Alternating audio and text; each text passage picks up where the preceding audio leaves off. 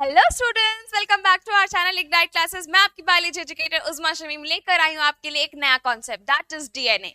DNA होता क्या है, डीएनए जेनेटिक मटेरियल है, कैसा है, क्या करता है, ये सारी चीजों का कंफ्यूजन बहुत सारे बच्चों को होता है, आपको भी होगा। तो डीएनए के बारे में सारे कॉन्सेप्ट्स लेकर आई हूँ मैं, डीएनए के पैकेजिंग के लेकर, डीएनए से क्रोमोसोम कैसे बनेगा, ये सब कुछ आज मैं आपको बताने वाली हूँ। तो बच्चे वीडियो को एंड तक जरूर देखना। आज हम लोग देखने वाले हैं बहुत ही बढ़िया सा, बहुत ही special concept, that is DNA. आप सभी ने डीएनए देखा होगा, ये कुछ इस तरह का दिखाई देता है कि नहीं। ये स्ट्रक्चर जो है डीएनए का दिया गया था by Watson and Crick model ने, और ये वॉटसन एंड क्रिक जो है, ये साइंटिस्ट ने Watson and Crick model of DNA बनाया था, और उसी के हिसाब से हम लोग यहाँ पे डीएनए का स्ट्रक्चर देखते हैं।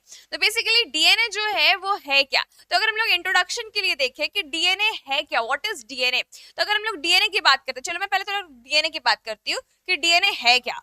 तो अगर हम लोग देखते हैं व्हाट इज डीएनए, तो डीएनए का फुल फॉर्म आप लोग मुझे कमेंट जरूर करेंगे, डीएनए का फुल फॉर्म क्या है, मैं नहीं बताऊंगी। डीएनए जो है बच्चे, अगर देखे जाए तो डीएनए जो होता है, इसको कहा जाता है जेनेटिक मटीरियल। अब जेनेटिक मटेरियल का मतलब क्या होता है, जेनेटिक मटेरियल मतलब वैसा सब्सटेंस जो कि एक सेल से दूसरे सेल में ट्रांसफॉर्म हो सकता है और उस सेल को पूरा चेंज कर सकता है, मतलब अपने कैरेक्टर्स देने वाला, पेरेंट से ऑफस्प्रिंग में जाने वाला जो भी सब्सटेंस है वो है जेनेटिक मटेरियल। अब डीएनए को जेनेटिक मटेरियल कहते क्यों हैं, डीएनए को जेनेटिक मटेरियल इसलिए कहा जाता है बिकॉज यही जो है वो एक सेल से दूसरे सेल में ट्रांसफर हो सकता है, और ये प्रूव किया गया था बाय ग्रिफिथ्स एक्सपेरिमेंट, जो कि मैं नेक्स्ट क्लास में आपको जरूर बताऊंगी। ये हम लोगों ने देखा था कि एक एक सिंगल सेल जिसके पास अपना एक स्मूथ लेयर है, उसका डीएनए अगर ऐसे वाले सेल के पास चला जाता है जिसके पास एक रफ सरफेस है, जिसका सरफेस बिल्कुल ही रफ है, उसके सेल्स में अगर ऐसा वाला डीएनए, ये वाला डीएनए चला जाए, ये डीएनए अगर यहाँ चला जाए, तो ये इस सेल को पूरा का पूरा ट्रांसफॉर्म कर देगा और ये सेल को ये बना देगा कुछ इस तरह का। इसका मतलब क्या है, अगर मैं बता रही हूँ इसका डीएनए यहाँ से यहाँ गया, तो ये आर स्टेन रफ सरफेस वाला बैक्टीरिया, एस स्टेन मतलब स्मूथ सरफेस वाला बैक्टीरिया बन जाता है। तो इसी को कहते हैं हम लोग ट्रांसफॉर्मेशन, ट्रांसफॉर्म कर दे रहा है। तो कौन कर रहा है, डीएनए के जाने की वजह से हो रहा है, बिकॉज डीएनए के अंदर क्या होता है, कैरेक्टर्स होते हैं। DNA is consist of characters. तो डीएनए में क्या होता है बच्चों, डीएनए में होते हैं कैरेक्टर्स जो देने वाले कोड्स। आप यहाँ पे सिंपल समझो ना, कोडिंग समझते हैं ना, कोडिंग वाली होती है, यहाँ पे कोडिंग किए रहते हैं, डीएनए में कोड्स लिखे होते हैं कि किस किस तरह की प्रोटीन बॉडी में बनेगी। और एक बात ध्यान से याद रख लो कि कोई भी बायोलॉजी में या बायोलॉजिकल प्रोसेस जो है वो प्रोटीन के बिना तो नहीं होता है, नहीं होता है ना। हर चीज में प्रोटीन की जरूरत है, in the form of enzymes, in the form of hormones, in the form of signals. कोई भी चीज प्रोटीन के बिना नहीं हो रही है। इवन आपके जो बॉडी में कैरेक्टरिस्टिक्स है, ये भी प्रोटीन के वजह से ही है। तो सेल का मेजर फंक्शन है टू सिंथेसाइज प्रोटीन, और ये कौन देता है, डीएनए दे रहा है। क्लियर है, तो हम लोग कह सकते हैं डीएनए जो है वो हमारे सेल का ब्रेन है और पूरे बॉडी का फंक्शन को कंट्रोल करता है। हम लोग सोचते हैं कि हमारा ब्रेन कंट्रोल करता है, बट ब्रेन में भी अगर आप बहुत मॉलिक्यूलर बेसिस में जाओगे तो कौन कंट्रोल कर रहा है, डीएनए कंट्रोल कर रहा है।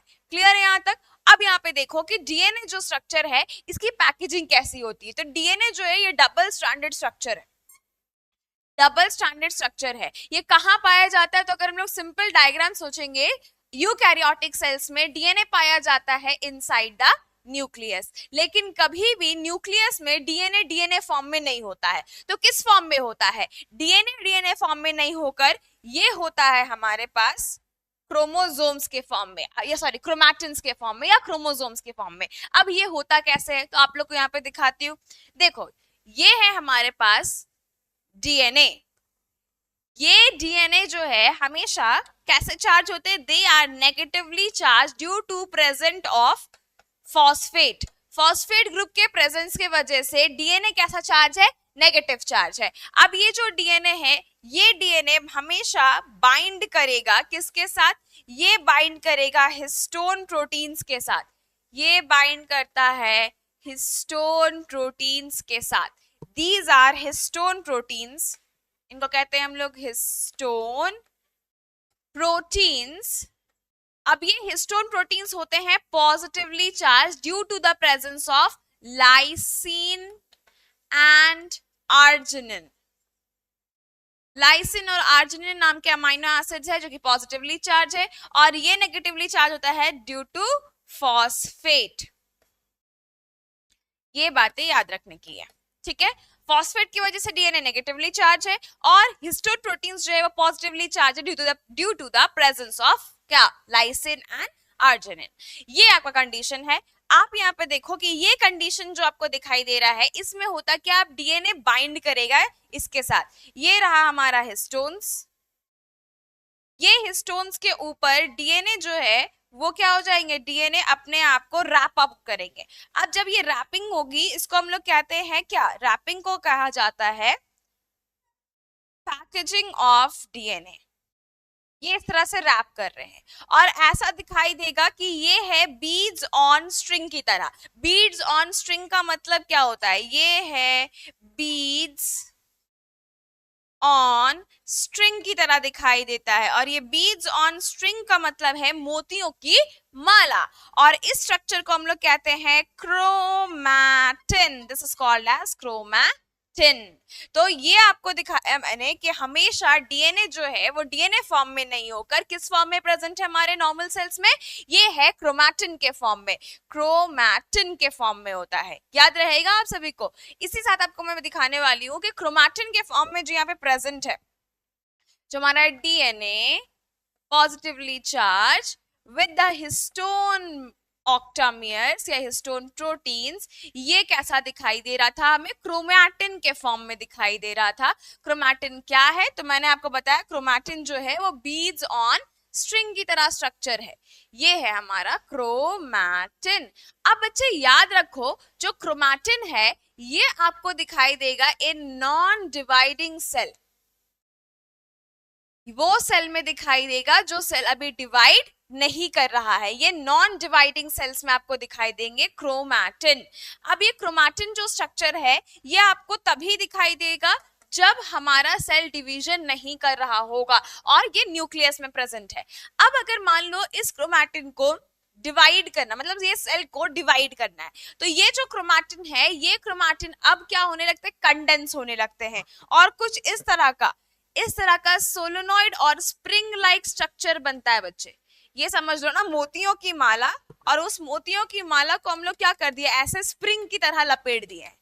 ज्यादा मोती की माला जिसको हम लोगों ने क्या कर दिया, स्प्रिंग की तरह लपेट दिया है। तो एक्चुअल में क्या है, ये है क्रोमैटिन जो कि मोती की माला दिखाई दे रही है, उसको हम लोगों ने ऐसे स्प्रिंग की तरह लपेट दिया है जिसकी वजह से ये कुछ इस तरह का स्ट्रक्चर दिखाई देता है, this is called as solenoid structure.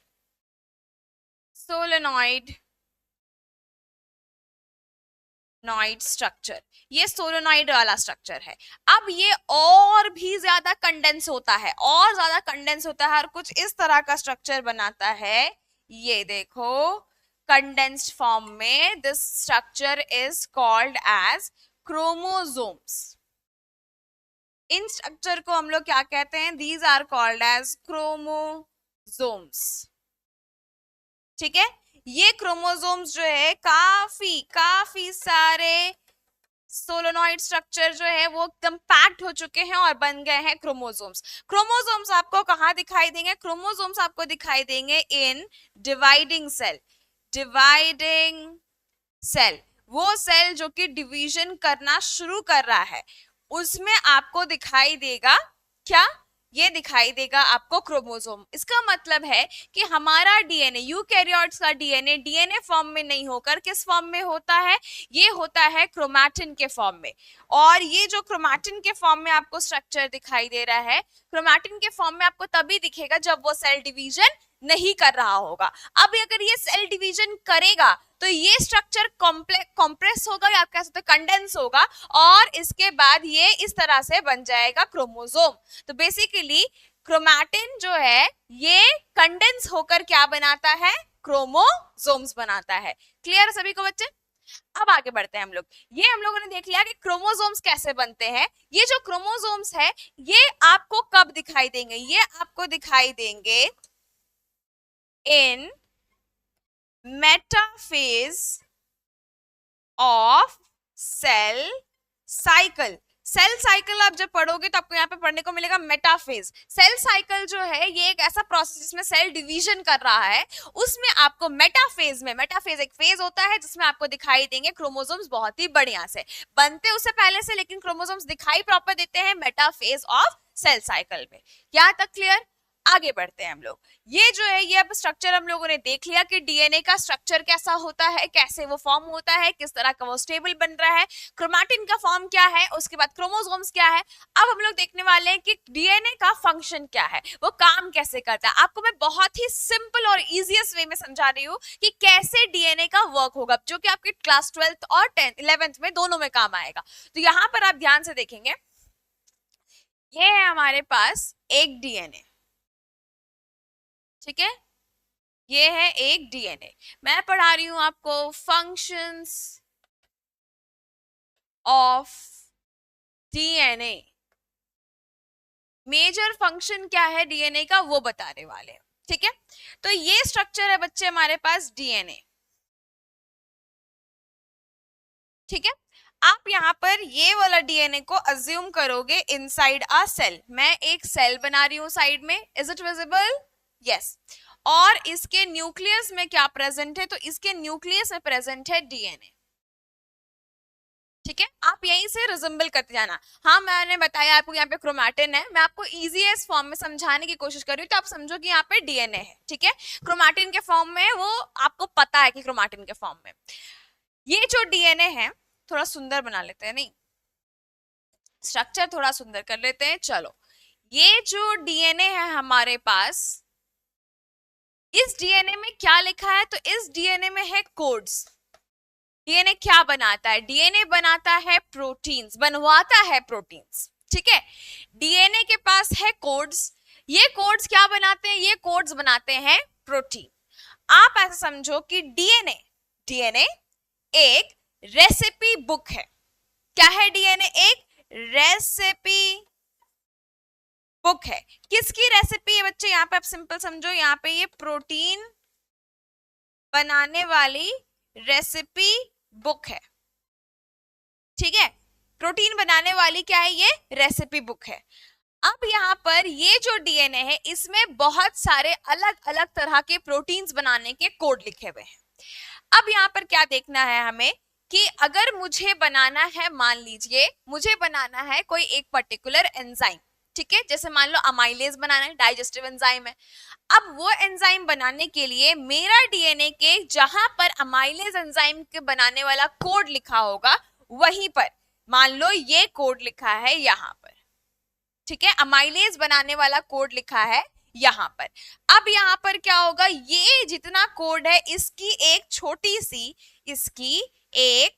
C copy बनाएंगे, इसकी एक छोटी सी कॉपी बनाएंगे। This copy is called as mRNA। M क्या है? एम का मतलब है मैसेंजर, मैसेज देने वाला। तो आप यहाँ पे समझो हमने क्या किया, डीएनए के एक छोटे से सेगमेंट की एक छोटी सी जेरोक्स कॉपी बना ली। आपको मैंने बोला कि डीएनए समझो आप रेसिपी बुक है, ठीक है, उस रेसिपी बुक का ये एक पेज का जेरोक्स कॉपी बना लिया हम लोगों ने। मान लो मुझे बनाना है बटर चिकन, ठीक है, तो बटर चिकन की रेसिपी बुक, यहाँ पे बहुत सारी बुक में बहुत सारी रेसिपीज है, लेकिन उससे मैंने क्या किया, सिर्फ बटर चिकन वाली रेसिपी को कॉपी किया। अब ये कॉपी जो हुआ, ये कहाँ पर हुआ? ये हुआ हमारे न्यूक्लियस में।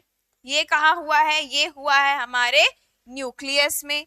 तो यहाँ पर मैं बना ले रही हूँ, ये बना हमारा एमआरएनए, ठीक है। ये एमआरएनए यहाँ से अब क्या होगा, ये एमआरएनए यहाँ से निकलेगा और जाएगा साइटोप्लाज्म में। साइटोप्लाज्म में ये जैसे जाएगा, वहां पर साइटोप्लाज्म में ये बना यहाँ पर है, ये बना यहाँ पर है, लेकिन ये यहाँ से निकलकर कहाँ चला जाएगा? यहाँ चला जाएगा, ठीक है। आई होप समझ में आ रहा होगा। ये बना यहाँ है और निकलकर कहाँ जा रहा है? ये निकलकर जा रहा है इधर साइटोप्लाज्म में। ये लो मैंने भेज दिया साइटोप्लाज्म में, क्लियर है। अब जैसे ही साइटोप्लाज्म में गया, यहाँ पर साइटोप्लाज्म में हमारे पास पहले से ही प्रेजेंट होते हैं राइबोसोम्स। ये राइबोसोम्स क्या है? तो ये राइबोसोम्स आप समझ लो ये प्रोटीन बनाने वाले शेफ है, जो ये प्रोटीन का मैसेज लेकर आया है, जो रेसिपी लेकर आया है, ये जो राइबोसोम्स है, ये शेफ है। दीज आर राइबोसोम्स, जिसको आप शेफ की तरह ट्रीट करोगे। जो क्या बनाने वाला है, ये बनाएगा प्रोटीन। तो पहले राइबोसोम्स क्या करेंगे, मैसेज रीड करेंगे, भाई कौन सी रेसिपी है, कौन सी प्रोटीन की रेसिपी बनानी है। अब वो रेसिपी को रीड किया, ये रेसिपी रीड कर कर अब ये क्या करेंगे, राइबोसोम्स जो है अब उसके अकॉर्डिंग प्रोटीन बनाना शुरू कर देंगे। ये लो बन गई प्रोटीन, प्रोटीन बनाना शुरू कर देंगे। These are proteins. ये सिंपल, बहुत ही सिंपल वे में मैंने आपको बता दिया कि यहाँ पर प्रेजेंट है राइबोसोम्स, राइबोसोम्स चिपकते हैं इससे और यहीं पर बनना शुरू हो जाता है प्रोटीन। तो आप यहाँ पे देखो, डीएनए से डीएनए के एक छोटी सी सेगमेंट की कॉपी हो रही है। This process is called as, इसको कहते हैं हम लोग transcription. Transcription, this is called as transcription. और इसी का अगर प्रोटीन बनना, this is called as translation. Translation कहा जाता है। तो ये प्रोसेस जो है ये हर डीएनए ऐसा ही कर रहा है। तो हमारा जो डीएनए बच्चे वो क्या करता है, ये हमारा जो डीएनए है वो प्रोटीन बनाने में हेल्प करता है और डिफरेंट टाइप्स ऑफ प्रोटीन हमारे बॉडी के अलग अलग फंक्शनिंग में हेल्प करती है। तो ये हमारा फंक्शन ऑफ डीएनए हो जाता है। क्लियर है बच्चे? बहुत ही इजी वे में, बहुत ही सिंपल कॉन्सेप्ट में समझा है। इसी को आपको डिटेल में पढ़ाऊंगी मैं क्लास 12 के, जब मैं आपको पढ़ा रही हूँ क्लास 12 उस टाइम पढ़ाऊंगी। तो आपको ये सिंपल कॉन्सेप्ट याद रखना है, याद रहेगा? कोई दिक्कत है इस कॉन्सेप्ट में? चलो अब मैं आपको दिखाने वाली हूँ कि कैसे डीएनए पैक्ड हुआ हुआ दिखाई देता है। तो ये हम लोगों ने कंप्लीट कर लिया। ये आपका एक छोटा सा ये वाला डायग्राम देखो, ये छोटा सा डायग्राम आपको दिखाई दे रहा है, विजिबल है? हाँ ठीक है। तो यहाँ पर आपको क्या दिखा रहा है, ये क्रोमोसोम है। क्रोमोसोम का अगर छोटा सा सेगमेंट आप देखोगे, क्रोमोसोम के अगर छोटे से सेगमेंट हम लोग देखते हैं तो वो कुछ इस तरह का दिखाई दे रहा है। देख रहे हो आप? कुछ इस तरह का दिखाई दे रहा है।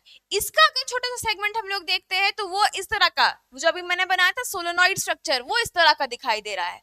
सोलेनॉइड स्ट्रक्चर का अगर छोटा सा देखते हैं तो इसमें क्या है, इसमें आपको दिखाई देगा अंदर में हिस्टोन प्रोटीन है। ये जो दिख रहा है दिस इज हिस्टोन प्रोटीन। ये पूरा एरिया हमारा हिस्टोन प्रोटीन का है और उसमें कौन बाइंड किया हुआ है, हमारा डीएनए बाइंड है। और ये है डीएनए का स्ट्रक्चर।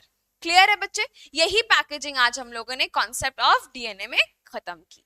क्लियर? तो मुझे लगता है आपको सही में समझ में आया होगा, एक दिमाग में कॉन्सेप्ट क्लियर हुआ है कि कैसे डीएनए काम करता है, कैसे ट्रांसफॉर्म करवाता है सेल्स को और उसका कैसा स्ट्रक्चर है, क्या स्टेबल स्ट्रक्चर है। तो आई होप आपको समझ में आया होगा कॉन्सेप्ट। ऐसे ही कॉन्सेप्ट के साथ बने रहे मेरे साथ। मिलेंगे हम लोग नेक्स्ट वीडियो में, तब तक के लिए बाय बाय।